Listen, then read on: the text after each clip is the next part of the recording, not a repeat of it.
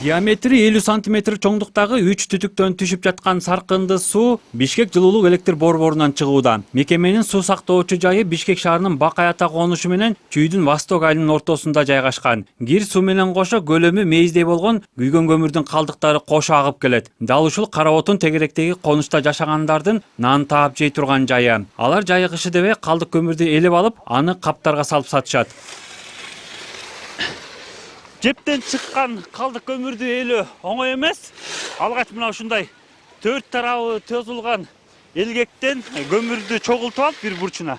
Ал эми чогулган көмүрдү болсо тачкеге салып алып, тачке толгондон кийин аны сыртка алып барып төгүп, чогултуп алып андан кийин каптарга салабыз. Бул жайга жумушчулардан башка эч ким деле келбейт. Анда-санда жептин кызматкерлери суу сактагычтын абалын көрүп кетишет экен. Мында иштегендер күйгөн көмүрдүн калдыгын ылгап жатканда намыстанышып, жүздөрүн көрсөткүлөрү келбейт. Быйыл кара отун кымбат болгондуктан жылуулук борборунан чыккан калдык көмүргө суроо талап көбөйүптүр. Жылына 10-20 кап алып жүргөн кардарлар быйыл андан да көп сурап жатышыптыр.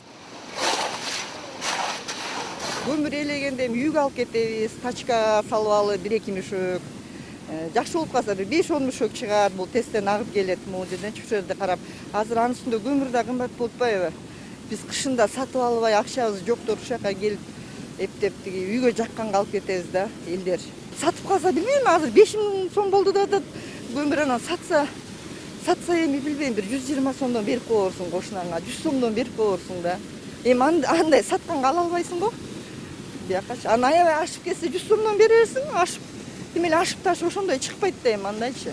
Эгерде иш жакшы болсо, келерден кечке жүрүп 2 адам 15 чукул кап көмүр чогултушат. Кээде 10 капка да жетпей калат экен. Желим өтүк менен муздак суу кечип жүрүп ооруп да калышат. Катуу суукта көмүр чогултуу мүмкүн эмес. Мындайда жумалап үйдө болушат. Бир күн келсең 5 күн ооруп жатып каласың.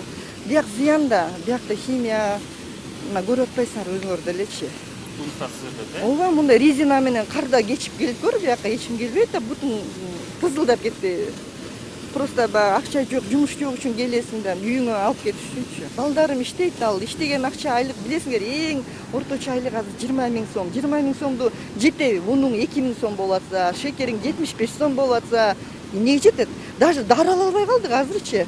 Ооруган адам өлүп эле калып атат го азыр. Бул аймакта Бишкек жылуулук электр борборунун саркынды суу сактоочу 3 жайы бар. Алар алмак-салмак колдонулат. Жумушчулардын айтканына таянса, суу сактагычта топтолгон суу жерге сиңип жок болот. Жылуулук борборунан иштетилгенден кийин чыккан саркынды суунун көлөмү боюнча так маалымат жок. Электр станциялар ишканасы бул боюнча эсептөө жүргүзгөн эмес.